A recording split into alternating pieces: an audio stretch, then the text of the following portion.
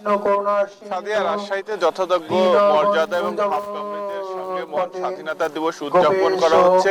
দিনব্যাপী নানা কর্মসূচি রয়েছে। সকালে সূর্যোদয়ের সাথে সাথে জাতীয় পতাকা উত্তোলন করা হয়। এরপরে শহীদ স্মৃতিস্তম্ভে পুষ্পস্তবক অর্পণ করে সর্বস্তরের মানুষ। সকাল 7টায় বিশ্ববিদ্যালয় প্রশাসন রাজশাহী বিশ্ববিদ্যালয় কেন্দ্রীয় শহীদ মিনারে পুষ্পস্তবক অর্পণ করে। এরপরে বিভিন্ন বিভাগ, হল, ইনস্টিটিউটের শিক্ষার্থীরা পুষ্পস্তবক অর্পণ করে। এর পাশাপাশি রাজশাহী জেলা প্রশাসনের আয়োজনেও সকাল 7টায় শহীদ স্মৃতিস্তম্ভে পুষ্পস্তবক অর্পণ করা হয়। আমরা এই মুহূর্তে আছি রাজশাহী বুদ্ধিজীবী স্মৃতি শহীদ মিনারে, মুক্তিযুদ্ধ স্মৃতি শহীদ মিনারে। এখানে শিক্ষার্থীদের অংশগ্রহণে বর্ণাঢ্য কুচকাওয়াজ অনুষ্ঠিত হবে। সেখানে নানা রকমের ডিসপ্লে প্রদর্শনীর আয়োজন করা হয়েছে জেলা প্রশাসনের আয়োজনে। এছাড়া রয়েছে আলোচনা সভা, সাংস্কৃতিক অনুষ্ঠান, বীর মুক্তিযোদ্ধাদের সংবর্ধনা সহ দিনব্যাপী নানা আয়োজন।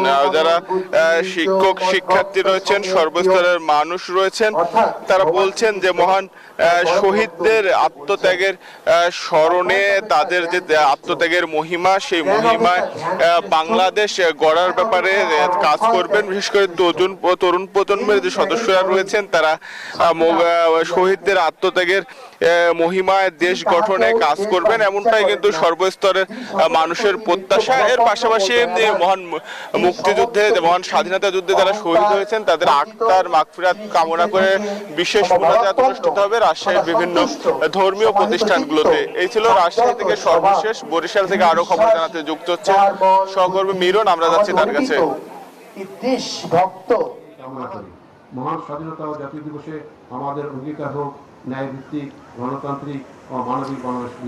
মুর্তজা, আপনি যেমনটা জানাচ্ছিলেন মহান স্বাধীনতা দিবস উপলক্ষে রাজশাহীতে যে নানান আয়োজন আছে সেগুলোর খবর জানাচ্ছিলেন। আমি আছি বরিশালে। এই মুহূর্তে কিন্তু আমরা আছি প্রেস পার্কে। সেখানে কিন্তু মহান স্বাধীনতা দিবস উপলক্ষে মূলত আয়োজন চলছে কুচকাওয়াজ। সেই কুচকাওয়াজ শুরু হয়েছে। আমরা দেখছি যে বিভাগীয় কমিশনারের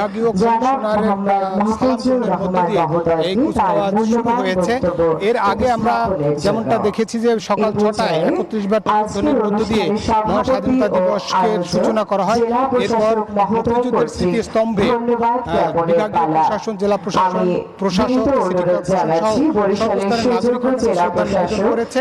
এবং এই যে মাঠে যে কুচকাওয়াজ, সেই কুচকাওয়াজ হচ্ছে এবং দুপুর 12টায় মুক্তিযুদ্ধের স্মৃতি বিজড়িত বরিশাল যে কীর্তনখোলা নদীতে বা নৌজা অদম্য, সেটি সর্বসাধারণের জন্য যুদ্ধজাহাজ উন্মুক্ত করা হবে। সেখানে কিন্তু সেই জাহাজ প্রস্তুত রয়েছে। এছাড়া একই সঙ্গে যদি বলি, এই আয়োজন ঘিরে মহান স্বাধীনতা দিবসকে বা স্বাধীনতা দিবসকে সমুন্নত রাখার জন্য সর্বস্তরের নাগরিকরা কিন্তু স্বাধীনতা দিবস যাতে সমুন্নত থাকে সেই জন্য তারা প্রত্যাশা করেছেন। একই সঙ্গে নতুন প্রজন্ম যেন মুক্তিযুদ্ধের চেতনায় গড়ে ওঠে সেই প্রত্যাশাও করেছেন। মূলত এই ছিল বরিশাল থেকে মহান স্বাধীনতা দিবস উপলক্ষে যে বরিশালে নানা আয়োজন, তার সবশেষ তথ্য। ফিরছি স্টুডিওতে। মিরন এবং মর্তুজা, আপনাদের দুজনকে অনেক ধন্যবাদ। জি ধন্যবাদ। প্রকৃতির এক অদ্ভুত খেয়ালে আজকে সকাল থেকেই কিন্তু কুয়াশার চাদর বিছিয়েছে খুলনা জুড়ে। এই মহান স্বাধীনতা দিবসের সূর্যোদয়ের সাথে সাথে কিন্তু অসংখ্য মানুষ, বিভিন্ন সংগঠন কিন্তু এই গল্লামারী স্মৃতিসৌধে উপস্থিত হয়েছে 1971 সালের বীর মুক্তিযোদ্ধাদের আত্মার প্রতি শ্রদ্ধা জানাতে। আমি যদি একটু চিত্রটা দেখাই, এখনও কিন্তু বিভিন্ন সংগঠনের পক্ষ থেকে শ্রদ্ধা নিবেদন করা হচ্ছে। এখানে খুলনা মেডিকেল কলেজ হাসপাতালের পাশাপাশি এখানে বাংলাদেশ পুলিশ, এখানে এসেছেন খুলনা জেলা প্রশাসন, পাশাপাশি দেখেছি বীর মুক্তিযোদ্ধারা কিন্তু শ্রদ্ধা নিবেদন করেছেন। এখানে বিভিন্ন সংগঠনের পক্ষ থেকে এখনও কিন্তু শ্রদ্ধা নিবেদন করা হচ্ছে। আজকে খুলনা যে আয়োজনটি রয়েছে, খুলনা জেলা প্রশাসনের পক্ষ থেকে গল্লামারী স্মৃতিসৌধে এই পুষ্পমাল্যর্পণের পাশাপাশি জেলা স্টেডিয়ামে জাতীয় পতাকা উত্তোলন সমাবেশ, কুচকাওয়াজ, ডিসপ্লের পাশাপাশি মুক্তিযোদ্ধা এবং শহীদ পরিবারের সংবর্ধনা কিন্তু রয়েছে। কেসিসি কিন্তু এখানে চিত্রাঙ্কন প্রতিযোগিতা করেছে এবং বিডব্লিউটি এর পক্ষ থেকে এখানে সর্বসাধারণের জন্য জাহাজ পরিদর্শন উন্মুক্ত করা হয়েছে।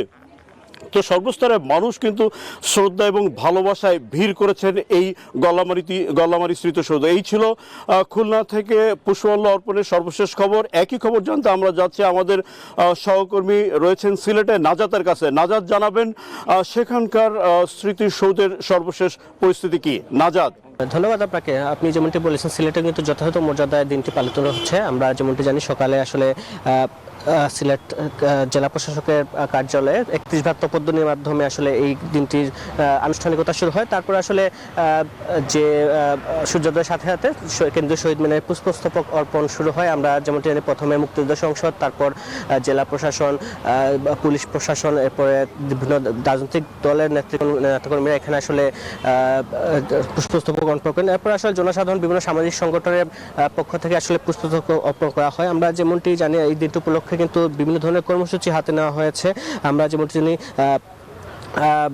একটু কিছুক্ষণ পরে আসলে সাংস্কৃতিক অনুষ্ঠানের আয়োজন করা হয়েছে। 11টার সময় মুক্তিযোদ্ধার যে মুক্তিযোদ্ধাদের সংবর্ধনা অনুষ্ঠানের কথা করা হয়েছে। সব মিলে এই ছিল সিলেট থেকে। সিলেটের যথাযথ মর্যাদায় আসলে দিনটি পালিত হয়েছে। আমরা একই খবর জানতে যাব বগুড়াতে। আমাদের সহকর্মী বাবু রয়েছেন সেখানকার খবর জানানোর জন্য।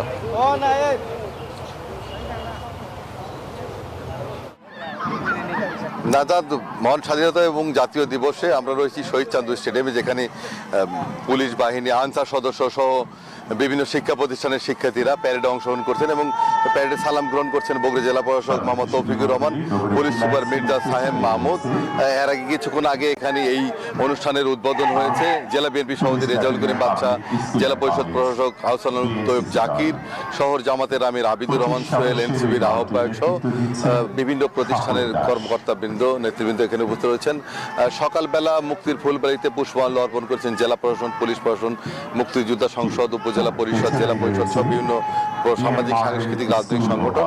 এবং এখন এখানে 70টি প্রতিষ্ঠানের পক্ষ থেকে প্যারেডে অংশগ্রহণ করা হয়েছে, যার মধ্যে বাংলাদেশ পুলিশ বাহিনী, আনসার বাহিনীর সদস্যরা রয়েছেন এবং বিভিন্ন শিক্ষা প্রতিষ্ঠানের স্কাউট সদস্য, বিএনসি সদস্যরা, তারা কিন্তু প্যারেডে অংশ নিয়েছেন। এবং আগে জানিয়েছি যে জেলা প্রশাসক তৌফিকুর রহমান এবং পুলিশ সুপার মির্জা সাহেব মাহমুদ সালাম গ্রহণ করছেন। এর পাশাপাশি প্যারেডের পরপরই এখানে 10টি শিক্ষা প্রতিষ্ঠান তারা ডিসপ্লেতে অংশগ্রহণ করবেন, মনোমুগ্ধকর ডিসপ্লে। স্বাধীনতা এবং মহান মুক্তিযুদ্ধের যে গান রয়েছে সেই গানের উপর এখানে ডিসপ্লে হবে। এবং আজকে দিনব্যাপী বিভিন্ন কর্মসূচি রয়েছে বগুড়া জেলায়। জেলা পরিষদের আলোচনা সভা রয়েছে, জেলা বিএনপির আলোচনা সভা রয়েছে, জামাতের আলোচনা সভা রয়েছে, উদীচীর আলোচনা সভা রয়েছে। বিভিন্ন সংগঠন যথাযোগ্য ধর্মীয় যথাযোগ্য মর্যাদায় মহান স্বাধীনতা এবং জাতীয় দিবস উদযাপন করছে। এই ছিল বগুড়া থেকে সর্বশেষ। 200-র বেশি সার্ভিস ও ফিচারে লেনদেনের সব বিকাশ অ্যাপে সম্ভব।